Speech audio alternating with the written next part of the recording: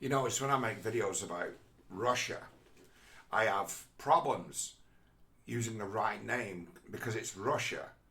And then every now and then I'll say Soviet or USSR. And I fuck up. I say Soviet. But it's like, that's a different place. There is a split. If you call it all Russia, or you don't make that split, you can fall into all kinds of traps. Now, I keep seeing things in the paper where people are virtue signaling by actually attacking the Soviet past of Russia. Like statues being removed. And it's like, hang on a minute. You're suggesting that the Russia and the Soviet Union are in one in the same. There's a narrative as to say, Putin's a former KGB, and he has dreams of rebuilding the old Soviet Empire. And it's like, okay, so you're psychic, are you? And it's a matter of, you don't know anything, do you? You don't know that there's been a massive sea change when the Soviet Union's collapsed, and you don't realise that the ways and means of the old Soviet Union are no longer attributed to Russia. It's like the kind of activity that they were up to of subversion has been taken on by the extreme political left in the West. So they don't get that. It's like, yes, Russia subverted the West big time. The Soviet Union subverted the West, and we didn't realise how they did it. And the way they did it was through pornography, drugs, prostitution, human trafficking, racketeering, fraud, theft, blackmail, criminal activity, gangster activity.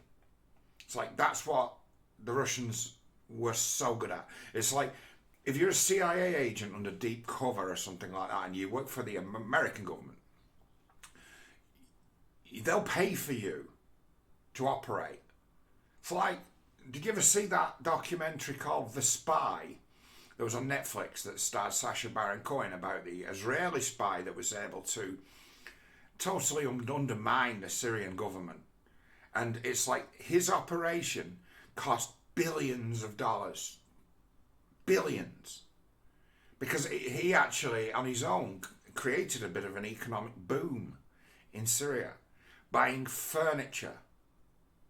His main thing he was doing, he was buying furniture and exporting it. And it was being sent to Cyprus and then sent back to Israel. And they didn't want the furniture. They wanted the newspapers that he'd used to pack them with.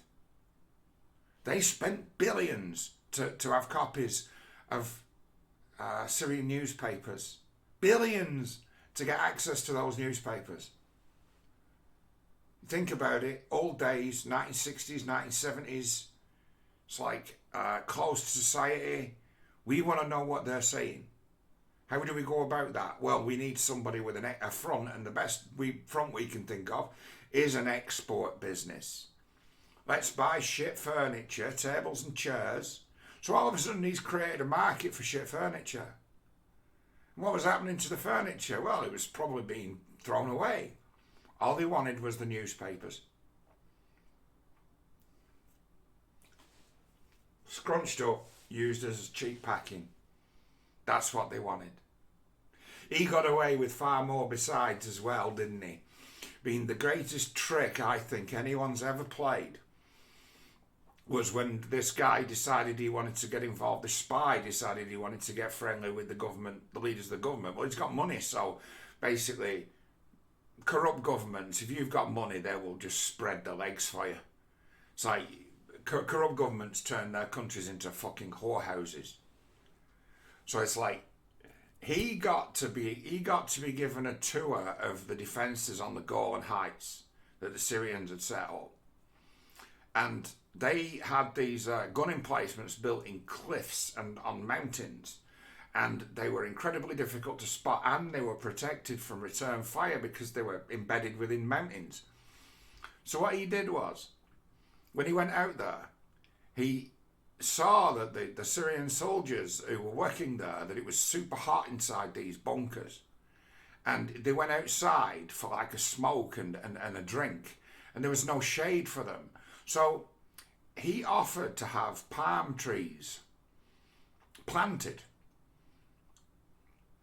where the bunkers were to give the soldiers some shade so they could go out to cool off. And they thanked him for that. They're like, oh, what a lovely gesture that was. So he's straight on to his bosses and says, right, them bunkers they've got, if you want to target them, they're the ones with palm trees. The ones with palm trees, if you check out the Golan Heights now, you'll see out of place a load of palm trees. Well, that's where the Syrian fire bases are. Oh, isn't that handy to know? Years later, battles fought for the Golan Heights. What were the first things that were destroyed by the Israelis? Those very bunkers. So it's like, he was the greatest. That coin, it's like, what do you call it? Avi Coin. It's like he was the greatest and most successful spy in history. He was. I mean, he got hung in the end. They caught him and he died for it, but he was the most successful spy in history. It's like, but he was a Mossad guy. So the Israeli government were bankrolling the entire scheme. The Israeli government paid for the palm trees. But it's like Russian spies. Don't get any funding whatsoever. None. They have to go out and earn. So what they're kind of given is protected status, because what they generally do is they'd operate out of their embassy and they would use the diplomatic immunity status that consulate workers have as a front for flat out drug dealing and prostitution. And they would use the tools of that trade to do their spycraft. So they had drugs and whores and access to street thugs, locals. So if a KGB job needed doing, it wasn't done by a KGB agent, it would be done by a local gang. It's like they recruited all the criminal gangs.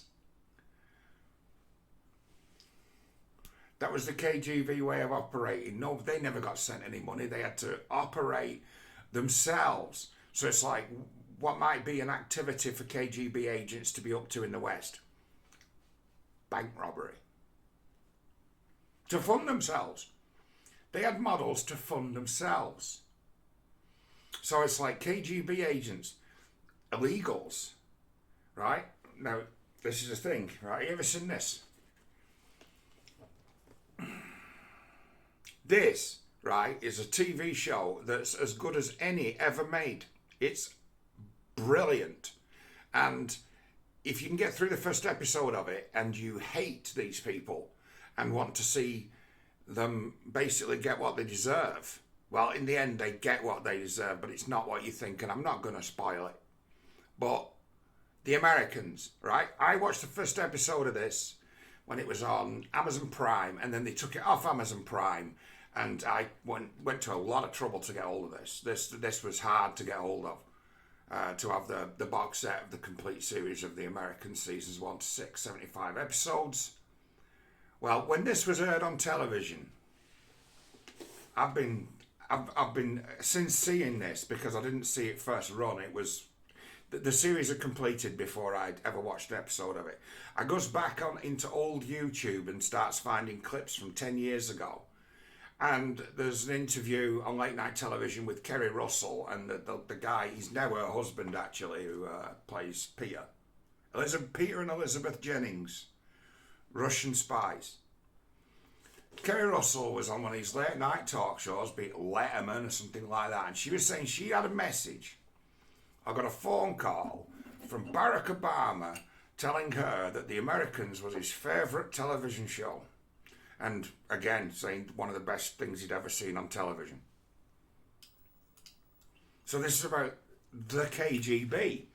And it's like, to actually write The Americans, this show, so the guys who made it, they made a deal amongst themselves, the writers, as to say, we do not let the real world or the current world in any way find its way into this show. No politics, no political messaging, nothing. We're just going to tell it straight. And how were they able to tell this straight? something called the Winona Project. Now, this is a thing where it's like the Winona Project has best been covered on YouTube by Stefan Molyneux. Now, Stefan Molyneux's channel and videos are gone. So it's like someone needs to do the work again, but at this time, talking about the KGB and how your current narrative's trying to conflate Russia and the old USSR, right? All of a sudden, something like the Americans can become anti-Russian propaganda because they've changed the script. Where once upon a time, this, I tell you, is a show about the dangers of leftism and a show about what people who've got profound mental personality disorders are actually capable of. It's like, why do these two people get selected as KGB agents? First of all, very beautiful people. Very beautiful people. Secondly, young Micah committed his first murder about the age of 5 and didn't have a problem with it. And when the authorities found out that he'd committed his first murder at the age of 5, they had him earmarked as someone who may be in the future very, very useful. What's her trick? Elizabeth has been sexually active since she was about 6. And to her, it's just a weapon. And she sees that other people's thoughts and feelings about sex and infidelity are their weakness that she can exploit, and some kind of malfunction they've got in their brain that to her makes absolutely no sense whatsoever. So she will fuck anyone, man or woman, to get the job done, because to her, she would have sooner have sex with you than go to the trouble of brewing a pot of tea. So it's like she's like a super honeypot whore. He gets the job of pimping and turning females to turn them into agents. And this is the thing with these two guys. They will infiltrate your life, make you fall in love with them, and then have you doing all kinds of jobs and providing information. And they only pull the rug that, hey, you realise you're actually a KGB asset and agent. They only pull the rug when it's over. They only pull the rug when they're going to get rumbled and caught. And they're spies, because they recruit. The people they recruit all take the fall.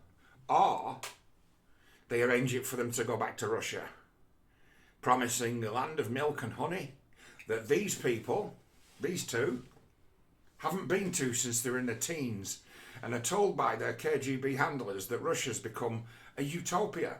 So they believe like the Potemkin village myth of what Russia is, and the show demonstrates or shows what Russia actually was like in 1981. There's a, not to spoil the whole thing, but in episode 1, there's 3 of these illegals, and one of them gets stabbed to death off a defector. He gets stabbed to death, and they just dump him at hospital and leave him there. It's like, they don't have any loyalty towards their own. So they just dump the guy at hospital and leave him there, and he ends up bleeding out on the pavement and dying, right? And then days later, they get a dead drop message, like a spy message, as to where you leave an ad in the personal section of a newspaper with a certain wording, and that signal would be from this, that would mean that this dead guy was alive, and then they go on to the meeting point, and it's actually his secret wife and his secret kid.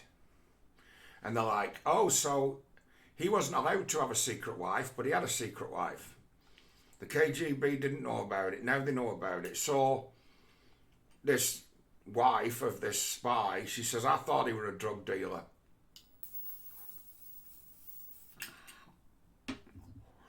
He were away all the time, and I thought he was a criminal up to no good. I thought he was a drug dealer. There were always plenty of money for whatever he did. He was a nice enough guy, but he was quiet. He never beat me. He never abused me. But he was always away, and I assumed he was in trouble and up to no good. And then she comes to find out that all along he was a Russian guy who'd been in America for 20 years under a cover ID. And so what they do is they arrange with their handler to get her and her child moved to Russia. We'll send you to Moscow, you'll be fine, we'll look after you. Don't you worry, you're ours. That's a Russian child. So what we'll do is we'll smuggle you out to Cuba, and our people in Cuba will smuggle you back to Moscow. So they smuggled her and the child back to Cuba, and then the Cuban communists, the Cuban KGB, they kill the mother, they murder her. And then there's a clip of two old people living in the shittiest council flat you've ever seen, and two guys coming knocking on the door and handing these two pensioners a baby to look after. There you go, your son's dead, but here's your grandson. And then they're over back in America, Peter and Elizabeth, saying, hey, we did the right thing. Everything's great now. We sorted it out. We sorted out his woman and child. They'll never get wind that only we, the viewer, know that she was murdered as soon as she hit the tarmac in Cuba, and her baby was then transported to Russia and palmed off onto penniless pensioners to raise. Like only we know. And it's like this show, right? Set in 1981, 82, 83. Nobody knew the extent of what the Russians were up to. Nobody. Nobody knew how bad they were. Nobody knew how they extended into organised crime. Nobody knew that they were the muscle for the drugs gangs. Nobody knew that the drugs gangs were actually subcontracting to the KGB. Nobody knew just how deep this went. Nobody. When did they find out? 1996. And how did they find out? Well, the Soviet Union collapsed, and suddenly Russia starts to communicate and cooperate with the Winona project, which was something the CIA was doing to find out just how deep Russian infiltration went. And former KGB agents in the 1990s provided all the codes required, because the US had been intercepting radio communications or Morse coded communications out of the Russian embassy, sent back to Russia. They'd been recording these for years, unable to decode them. And then as soon as they decoded them all, they found out who all the, code names. They found out who all the Russian agents were in the US. They got all the code names, and they found out just how deep it went and what they were up to. Now, in finding that out, that makes it possible to make this TV show. Right? So it's like, this is new information. This is like, this is something we couldn't make in the 1980s because we didn't know what the KGB were up to. It's all McCloak and Dagger, Rocky and Bullwinkle, whatever you want. What we found out between 1996 and like 2005 about what the KGB were up to, which was only possible because the Russians cooperated, makes it so you can go and watch the Americans now, and you can go and find out what the real dangers were of the KGB and the systematic infiltration and demoralization and degradation of the West. You can go and find out about it now by watching the Americans. But if you conflate old Mother Russia with contemporary Russia, all of a sudden this becomes, oh my God, we need to do something about those motherfuckers. we need to stop these Russians. This is what they were up to then. What are they up to now? And it's like, if it wasn't for Russian cooperation, we wouldn't know what they were up to then. But now, in a void of people know fuck all. Fuck all. Why do I know a thing or two about Spycraft and the history of spying? Right? It's because it's been of interest to me for about 20 years. From like John le Carré novels, to stuff like The Americans, to studying things like Winona. I'm into it. John le Carré, Tinker Tailor Soldier Spy, Smiley's People, stuff like that. I really like that stuff. I really like old-fashioned spycraft. I think it's genius, but it's a matter of only people of a certain temperament are able to actually take part in this operation. And it's like, well, what's that? It's like, you need something like schizophrenia. You need multiple identity disorder. You need narcissistic personality disorder. Why? Because you are someone who's going to have to tell a lot of lies to a lot of people, always be convincing, and be able to flip from one cover ID to the next and lie and cheat and steal and betray. And if you've got anything like a conscience, you can't do it. If you develop a conscience while working as a spy, you kill yourself.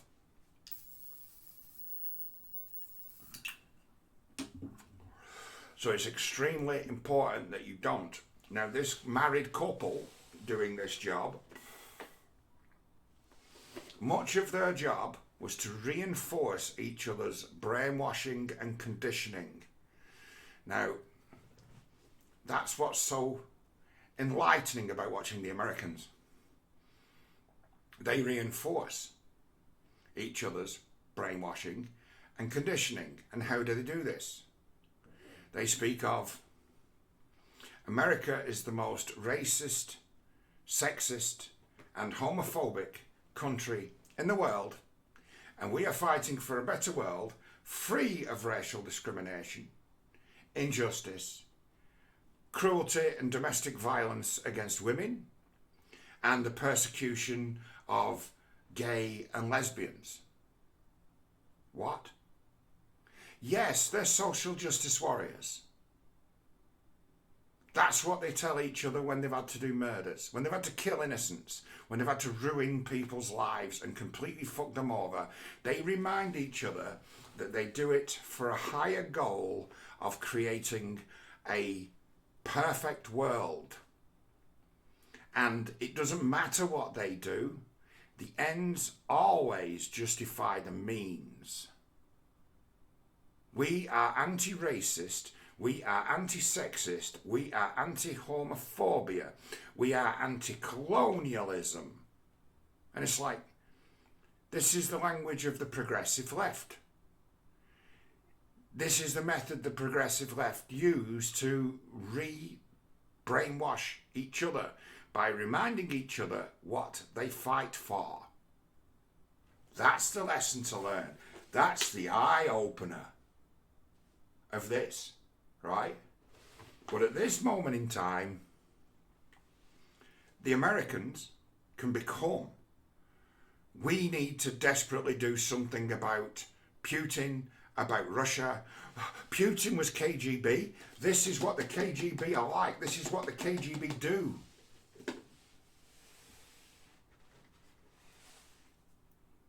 And as I say, we wouldn't know anything about what the Russians were up to if it wasn't for the Russians helping the CIA decode all those Russian signals. They had something like 20 years worth that they were able to decode. It's like Soviet infiltration of the United States. It turns out that Joe McCarthy was right about people who work for the State Department. He was right. He was also right about the number of communists in Hollywood as well. So when we talk about McCarthyism and witch hunts as to be, oh, it's just a McCarthyist witch hunt. Ha ha. Well, it turns out that Joe McCarthy was right. That's something I appreciate a lot, you know. That Joe McCarthy had a nephew who wanted to be a science fiction writer. And this lad knew what Joe McCarthy knew. He was a great supporter of him. He had an uncle who was actually a hero who fought against global communism. But at the end of the day, he died at a very early age with all the stress of a heart attack and all the personal attacks that he took left, right and centre. Mostly from the media, mostly from the people that he was actually trying to bring down in Hollywood. The people he was trying to bring down were able to kill him. Right? Who was his nephew? Who was Joe McCarthy? Who was Joe McCarthy's nephew? Frank Herbert. What did he write? Dune. Where did his insight come from to be able to write something like Dune, which was about spies and plans within plans within plans? Uncle Joe. Dune, a study in just how cruel and inhuman human beings can possibly be. The Harkonnen. The cruelest, most nefarious, sick people in all of fiction. Who are they? Communist. It always tickles me that the family connection between Frank Herbert and Joe McCarthy. It always tickles me. It's like, that guy was telling the truth. And it's like, you'll never see the Guardian report. Hey, remember Joe McCarthy, who started the home of McCarthyism? Guess what? He was telling the truth. It's like, the media kept a lid on that story. And then television producers made one of the greatest series of all time out of it. And you should watch this, because it's just jaw-dropping. And it'd be a matter of, every single thing in this show, right, is from the Winona papers, or it comes from the FBI and the CIA. Most of the little stories or vignettes are based on true stories of what these people were up to, the illegals. But it's like, this Russia is dead. But it would suit some people at this moment in time for people to believe that this Russia is alive and well. If you want evidence of statecraft, spycraft, propaganda, projection, lies, and dirty tricks galore, look no further than what was once the opposition in Ukraine and then became its government. It's like, they've been up to no good for a decade and blaming everything on Russia. And it's like, the world is now under the spell of Zelensky. I can't believe it. He talks in childish terms and uses all this rhetoric. And then days later you hear his rhetoric repeated by Joe Biden and Boris Johnson as if it's the absolute gospel truth. And it's like, who's in charge here? It's like, to me, you know, I can't look past. I mean, I've been around for a long time, and when have I ever been fucking wrong? Right? Straight up. When have I ever been wrong?